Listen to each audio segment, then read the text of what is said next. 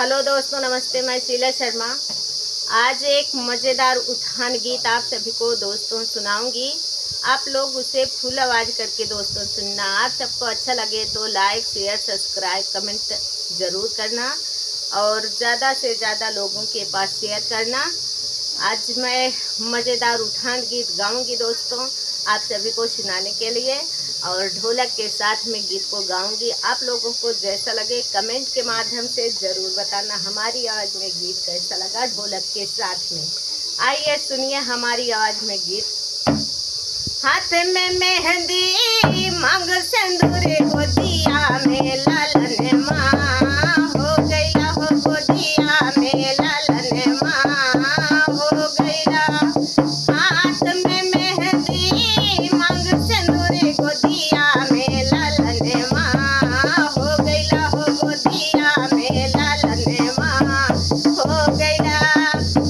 आई सासुरानी देवता मनने को, आई सासुरानी देवता मनने को, पियारी के मगन माँ हो गया, हो पियारी के मगन माँ हो गया, हो पियारी के मगन माँ हो गया।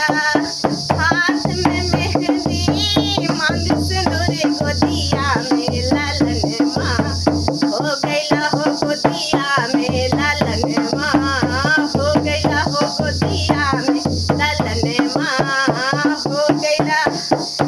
आई जेठान रानी पिपली पिसन को, आई जेठान रानी पिपली पिसन को, झुमका के मगन माँ हो गया, हो झुमका के मगन माँ हो गया, झुमका के मगन माँ हो गया।